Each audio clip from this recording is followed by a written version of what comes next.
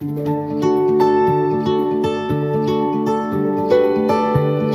suara sahabat Kroci dimanapun Anda berada. Kali ini kita kembali bertemu dalam pembahasan kebenaran firman Tuhan. Namun sebelumnya kita akan angkat satu pujian menyenangkanmu. Haleluya. Tuhan, ku mau menyenangkanmu. Tuhan, bentuklah hati ini agar mendengar untuk hormat-Mu. Cemerlang bagai emas murni, menyenangkanmu, senangkanmu. Hanya itu kerinduanku, menyenangkanmu, senangkan hatimu. Hanya itu kerinduanku,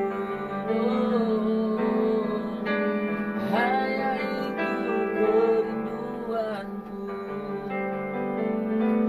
Suara sahabat Kroci dimanapun Anda berada, kali ini kita akan membahas satu kebenaran firman Tuhan dengan tema iman yang teguh yang tak tergoyahkan. Kita akan membahasnya dari Markus pasal yang pertama ayat yang ke-9 sampai ayat yang ke-15. Dan Bapak Ibu dan Saudara, kali ini kita akan membahas satu kebenaran firman Tuhan. Apa kira-kira yang harus dimiliki oleh seorang anak Tuhan atau pengikut Kristus atau orang yang percaya kepada Yesus Kristus supaya hidupnya, dirinya memberikan satu contoh, satu teladan bahwa hidupnya memiliki iman yang teguh yang tak tergoyahkan, Bapak Ibu dan Saudara. Karena akhir-akhir ini begitu banyak orang kemudian kehilangan jati dirinya, khususnya kehilangan Kristus di dalam hidupnya. Sehingga apa yang terjadi? Dia meninggalkan Tuhan Yesus, meninggalkan imannya. Bahkan ada yang kemudian juga memperjualbelikan imannya di hadapan Tuhan. Dan Bapak Ibu dan Saudara, ini memberikan satu kesedihan yang luar biasa di hati Tuhan dan di mata Tuhan, Bapak Ibu dan Saudara.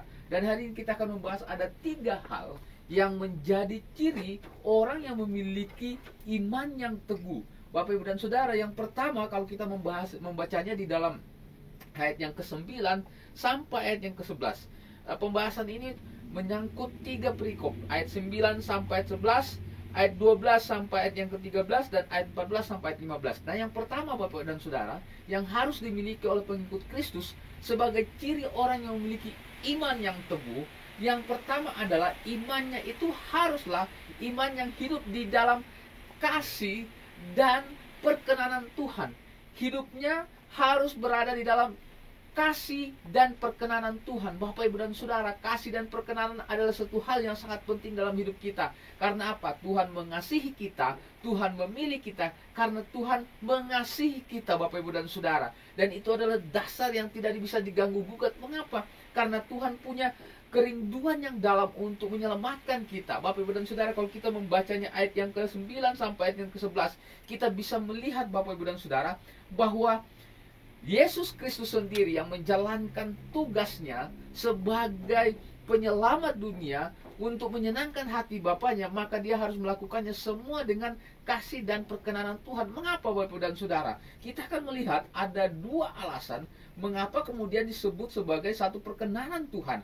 Karena yang pertama, kalau kita baca ayat yang ke-19 Bapak Ibu dan Saudara, kita melihat bahwa apa yang dilakukan oleh Tuhan Yesus, apa yang terjadi dalam hidup Yesus, semua itu sudah dinubuatkan. Jadi mengapa perkenanan Tuhan ada dalam hidup Yesus sebagai contoh teladan kita untuk memiliki iman yang teguh? Karena semua hidupnya, semua perjalanan hidupnya dia lakukan berdasarkan kasih. Untuk apa? Untuk menyelamatkan dunia. Tetapi semuanya itu berada dalam perkenanan Tuhan, karena semuanya sudah ada di dalam nubuatan kitab para nabi. Haleluya.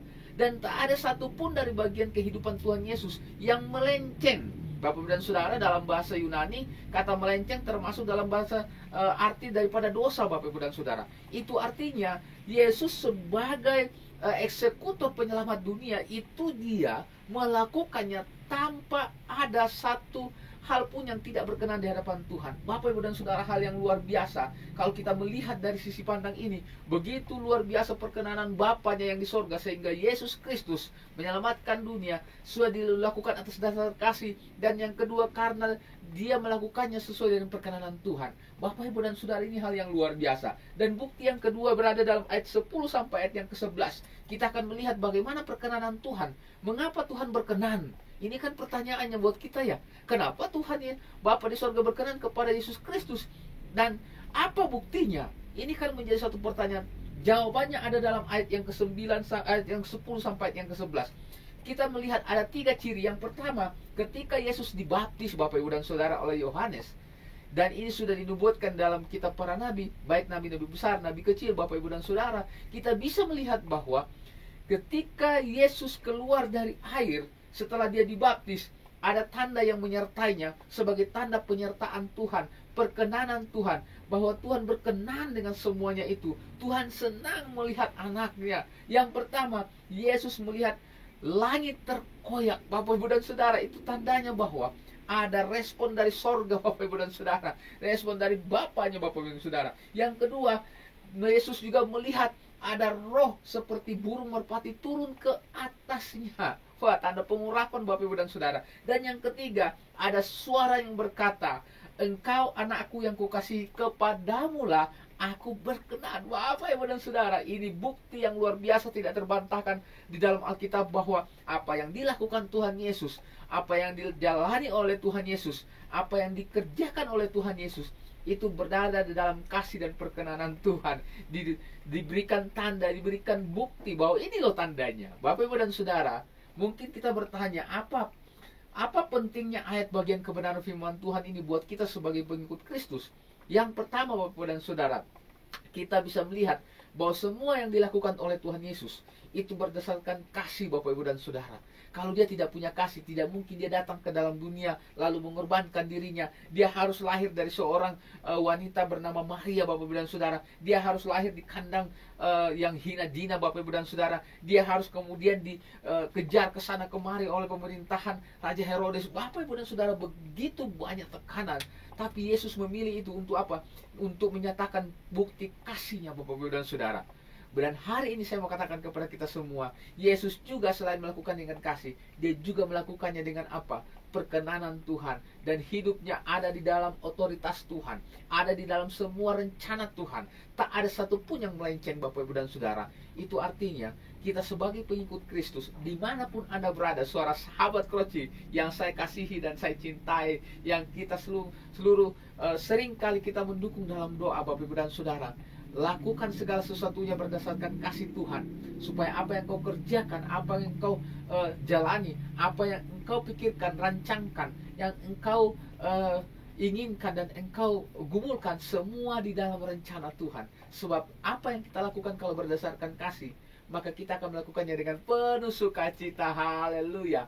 Tetapi Bapak, Ibu, dan Saudara, orang kalau tidak melakukannya atas dasar kasih, hanya karena ada satu maksud yang kemudian terselubung, Bapak, Ibu, dan Saudara, pasti akan dilakukan dengan bersungut-sungut, pasti akan dilakukan dengan hal-hal yang luar biasa, kemudian membawa masalah yang baru. Masih ingat ayat kebenaran firman Tuhan, siapa yang menabur dengan mencucurkan air mata akan pulang dengan bersorak-sorak. Artinya apa? Semua dilakukannya atas dasar kasih. Sekalipun ada perjuangan, ada banyak hal yang harus dilalui, ada tekanan, ada rongrongan, ada kemudian manuver-manuver yang harus dialami, Bapak, Ibu, dan Saudara. Tapi kalau kita melakukannya berdasarkan kasih, saya yakin dan percaya kita semua akan melihat kemurahan Tuhan, bahwa iman yang teguh dan tak tergoyahkan haruslah berdasarkan kasih dan perkenanan Tuhan. Kalau kita sudah melakukannya itu, saya jamin, Alkitab menjamin, Bapak, Ibu, dan Saudara, iman kita akan makin kuat, makin teguh, sekalipun tekanan apapun, Bapak, Ibu, dan Saudara.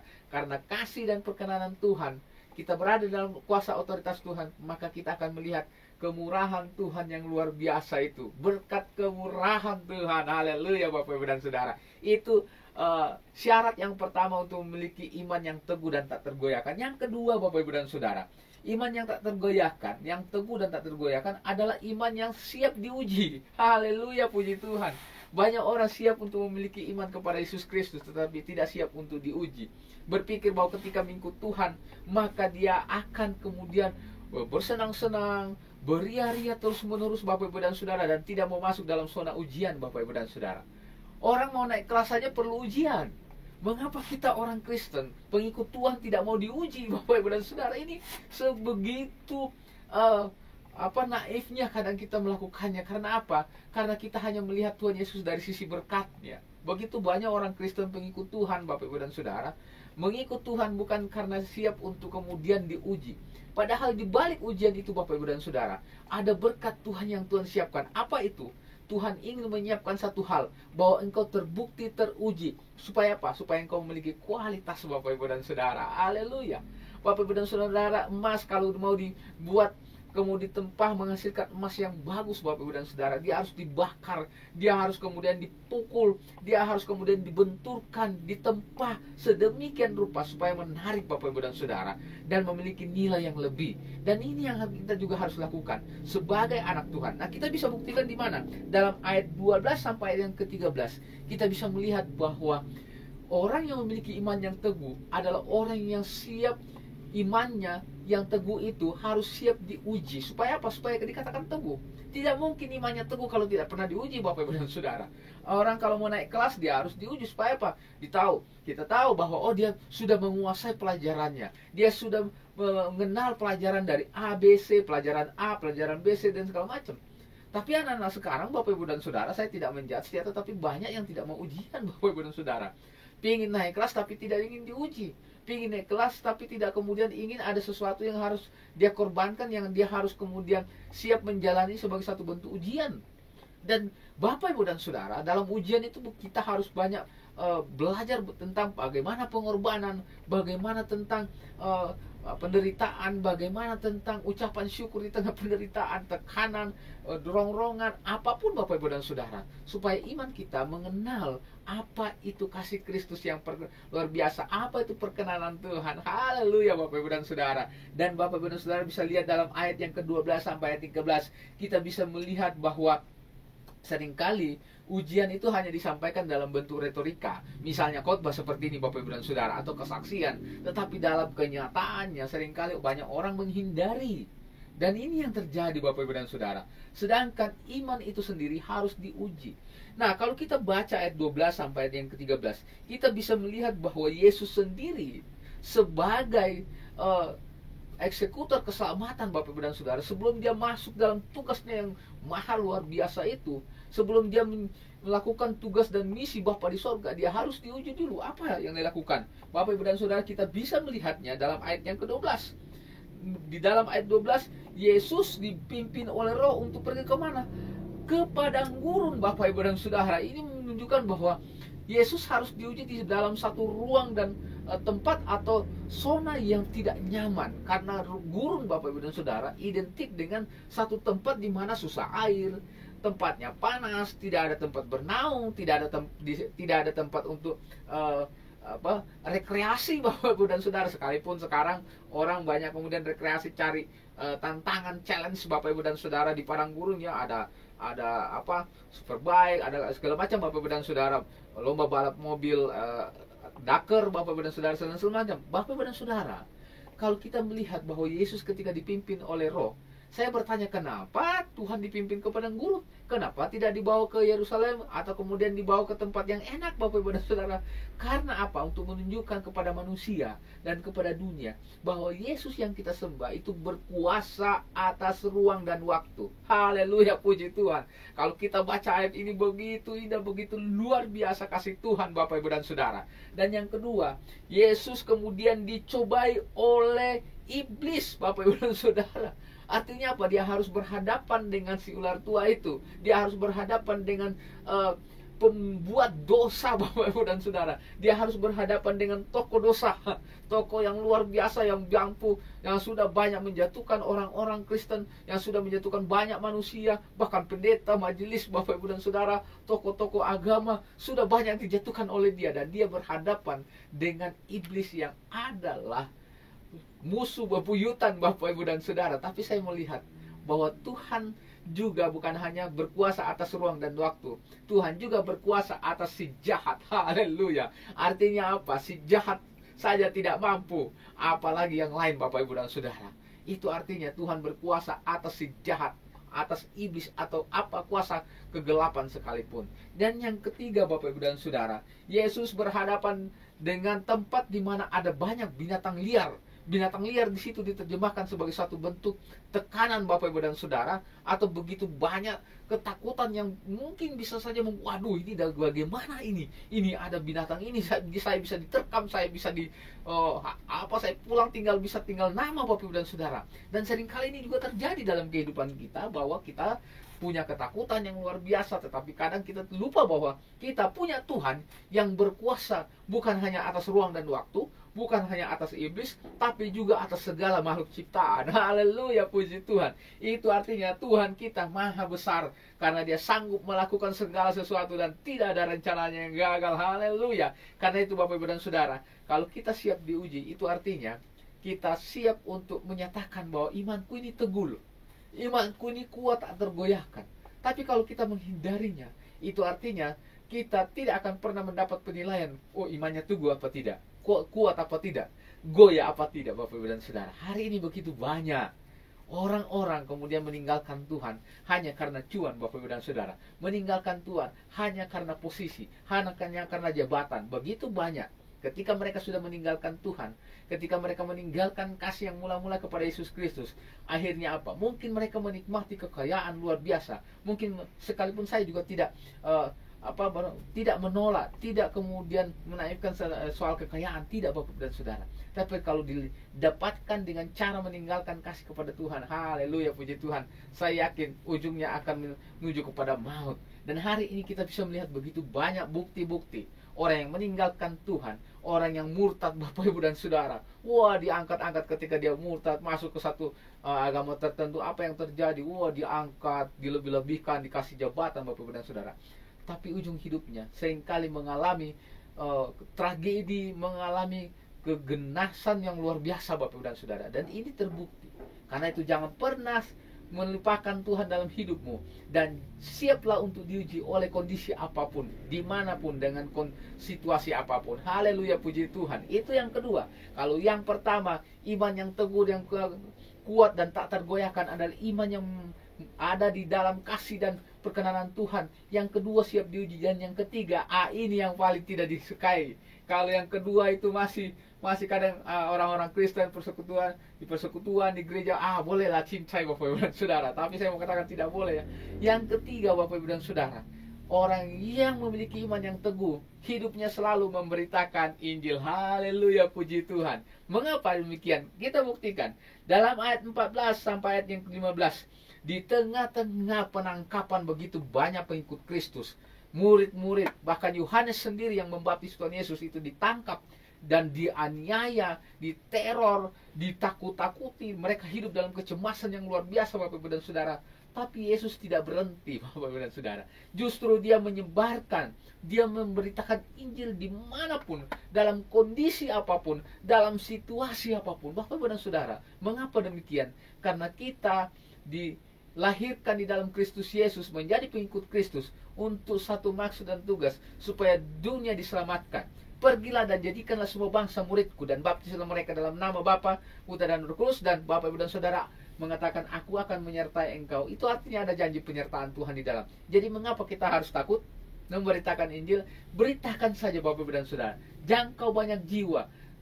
Tentunya dengan cara yang baik, tentunya dengan dengan kemasan yang baik Bapak Ibu dan Saudara, bukan dengan cara-cara yang frontal Bapak Ibu dan tidak boleh Bapak Ibu dan Saudara.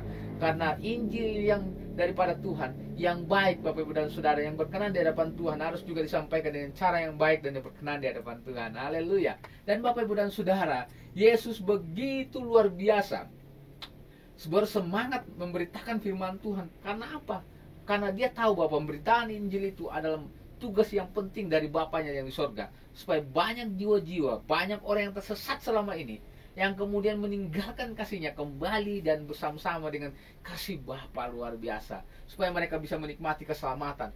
Begitu banyak orang kemudian meninggalkan kasihnya yang mula-mula, sehingga kesempatan untuk selamat, kesempatan untuk menikmati keselamatan yang pada Tuhan itu hilang, Bapak Ibu dan Saudara. Jangan sampai di antara kita itu, Bapak Ibu dan Saudara, jangan sampai. Saya berdoa, saya terus bergumul supaya orang-orang yang sudah mengenal Tuhan Yesus Kristus, dia tidak kehilangan kesempatan untuk kemudian mengalami keselamatan atau kekekalan. Keselamatan memang tidak hilang, Bapak Ibu dan Saudara, tetapi kesempatan kita untuk menikmati keselamatan itu yang bisa hilang. Karena apa? Karena pribadi kita tidak mau berubah, karena pribadi kita tidak mau berkenan di hadapan Tuhan, tidak mau mengenal kasih Tuhan, tidak mau diuji, dan tidak mau memberitakan firman Tuhan. Dan Bapak Ibu dan Saudara, saya mau katakan kepada kita semua, setiap kali Yesus memberitakan Injil, ada 3 syaratnya. Yang pertama, ada beberapa syarat, yang ada 4 maksudnya, Bapak Ibu dan Saudara, bahwa ketika Yesus memberitakan Injil, dan ini dilakukannya supaya apa? Juga untuk memilah, oh ini ajaran yang benar-benar murni daripada Tuhan Yesus Kristus, ini yang sesat, ini yang abal-abal, ini yang kemudian hanya mencari untung, hanya mencari kemuliaan diri sendiri, dan bukan membawa kemuliaan bagi nama Tuhan. Bapak Ibu dan Saudara, ada 3 syaratnya bahwa Injil yang diberitakan itu wajib memiliki 4 syarat. Yang pertama, bahwa Injil yang diberitakan itu haruslah memberitakan tentang waktu Tuhan, Bapak Ibu dan Saudara. Mengapa? Karena di dalamnya terdapat kegenapan waktu Tuhan. Maksudnya apa? Maksudnya adalah bahwa Injil yang keselamatan yang diberitakan itu menceritakan tentang waktu di mana ada penciptaan, ada kemudian kita hidup, kemudian diberikan kesempatan menikmati anugerah, tapi ada waktu kemudian kita harus kembali kepada Bapa di sorga, dan kemudian kita harus kemudian juga menikmati kekekalan jika kita setia dan taat di hadapan Tuhan. Haleluya. Masih ingat pelajaran tentang jemaat di Efesus dan Smyrna, dan hari ini kita diingatkan kembali. Yang kedua, pemberitaan firman Tuhan itu haruslah berbicara tentang condition atau situasi. Situasi apa? Situasi tentang kerajaan Allah yang sudah dekat. Jadi berbicara selalu tentang kerajaan Tuhan, bukan kerajaan manusianya. Bukan menceritakan kesombongan pribadi. Oh, saya baru pulang dari satu negara, wah luar biasa, saya beli ini, Bapak Ibu dan Saudara, saya menikmati ini, saya bertemu dengan ini. Seringkali seperti itu, dan tidak pernah menceritakan tentang kasih Tuhan, tidak pernah menceritakan bagaimana karya Tuhan di dalamnya, sehingga apa? Mencuri kemuliaan nama Tuhan. Dan tidak pernah memberitakan tentang kerajaan Allah yang sudah dekat. Artinya apa? Tidak pernah mengingatkan kepada jemaat. Ini yang seringkali dilupakan. Seringkali jemaat Tuhan dibuai dengan khotbah-khotbah yang begitu enak, yang begitu membawa sukacita seakan-akan, Bapak Ibu dan Saudara, tapi tidak diingatkan untuk selalu waspada, selalu berjaga-jaga, Bapak Ibu dan Saudara, karena dia datang seperti pencuri. Artinya apa? Dalam situasi dan kondisi tidak terduga, dia bisa datang dan menjemput kita, Bapak Ibu dan Saudara. Kalau kita sudah dijemput, tidak ada waktu untuk memperbaiki diri, Bapak Ibu dan Saudara. Ini bukan ujian kemudian ada ya, Bapak Ibu dan Saudara, atau remedial, Bapak Ibu dan Saudara. Karena itu, Bapak Ibu dan Saudara, ketika kita membawakan firman Tuhan, haruslah memberitakan tentang kerajaan Tuhan, bukan kerajaan pribadi. Yang ketiga, firman Tuhan yang kita sampaikan, Injil kebenaran firman Tuhan, berita keselamatan yang kita sampaikan haruslah bercerita tentang pertobatan, Bapak Ibu dan Saudara, bukan kesombongan, bukan sesuatu yang dibangga-banggakan tentang masa lalu. Dulu saya, wah, Bapak Ibu dan Saudara, minta maaf sebelumnya ya, begitu banyak orang kemudian membanggakan, saya dulu adalah seorang dukun, wah, sudah seorang preman, wah, begitu bangga, yang dibanggakan dulunya, tetapi sekarang ketika di dalam Tuhan tidak pernah bangga. Haleluya, puji Tuhan. Seringkali ini dilupakan, Bapak Ibu dan Saudara, sehingga apa yang terjadi? Firman Tuhan tidak disampaikan, pertobatan tidak disampaikan, tapi yang disampaikan adalah masa lalu. Bapak Ibu dan Saudara, ini begitu membuat kita, mengingatkan kita bahwa firman Tuhan atau keselamatan yang disampaikan haruslah mengarah kepada change atau perubahan. Kepada apa? Kepada pertobatan, meninggalkan hidup yang lama, masuk dalam hidup yang baru. Haleluya, puji Tuhan. Dan yang keempat, Bapak Ibu dan Saudara, harus berbicara tentang kepercayaan, keyakinan kepada Injil. Injil siapa? Injil tentang Yesus Kristus. Harus bermuara pada Yesus Kristus, kembali kepada Yesus Kristus. Di dalamnya berbicara tentang Injil Yesus Kristus. Karena di mana ada kebenaran, di situ tumbuh damai sejahtera. Jadi orang-orang yang percaya kepada Injil, Injil kebenaran Yesus Kristus, akan mengalami damai sejahtera. Jadi kalau dia memberitakan Injil tapi tidak membawa damai sejahtera, itu artinya harus dikoreksi. Itu artinya harus dipertanyakan, harus kemudian evaluasi. Benar atau tidak ini? Harus dianalisa kembali. Benar nggak sih? Karena apa? Karena firman Tuhan atau kebenaran firman Tuhan ataupun pemberitaan keselamatan harus diberitakan dengan apa? Dengan satu pedoman bahwa itu harus berbicara tentang kepercayaan kepada Injil, kepada pribadi Yesus Kristus. Kalau kemudian percaya kepada pribadi si A, pribadi si C, Bapak Ibu dan Saudara, itu artinya dia sedang meninggikan dirinya dan tidak pernah meninggikan Tuhan. Karena apa? Dia akan kemudian mencuri kemuliaan nama Tuhan. Dia ingin meninggikan dirinya, menyombongkan dirinya. Wah, saya ini sudah begini, saya berdoa, banyak orang bertobat. Haleluya, puji Tuhan. Harusnya mengatakan bahwa ketika Tuhan memakai saya, maka saya melihat kuasa Tuhan yang terjadi dalam banyak orang disembuhkan, banyak orang kemudian ditobatkan. Itu semua karena Tuhan. Bapak Ibu dan Saudara, kembali kita melihat bahwa 4 syarat ini untuk mengingatkan kita bahwa kita sebagai manusia, kita hanya alat saja, bukan sebagai satu penentu, tetapi kita adalah alat yang Tuhan bisa lakukan apa saja dalam diri kita, kapanpun, dimanapun. Karena itu taat saja Bapak Ibu dan Saudara, supaya dengan pemberitaan Injil, tantangan yang kita hadapi, rongrong yang kita hadapi, masalah, pergumulan, tekanan, atau apapun Bapak Ibu dan Saudara, akan kita melihat seberapa kuat iman kita, seberapa teguh iman kita untuk mengiring Tuhan. Haleluya, puji Tuhan. Suara sahabat Kroci dimanapun Anda berada, saya rindu supaya iman kita yang teguh ini didasarkan atas kasih perkenanan Tuhan. Yang kedua, siap diuji. Yang ketiga, selalu memberitakan firman Tuhan. Shalom suara sahabat Kroci dimanapun Anda berada. Saya yakin dan percaya kita dikuatkan, diteguhkan, tetap bersemangat, tetap menjaga hubungan dengan Tuhan. Jangan pernah tinggalkan Tuhan. Sekali engkau tinggalkan, maka engkau akan melihat bukan kasih dan perkenanan, bukan ujian, bukan keselamatan, tetapi yang kau dapatkan adalah kematian kekal, dan engkau tidak akan melihat kemurahan dan kasih Tuhan yang luar biasa. Bertobat, lakukan, dan jaga imanmu supaya tetap teguh di dalam Tuhan. Shalom Elohim, Besem Hamasia. Tuhan Yesus memberkati. Haleluya, puji Tuhan.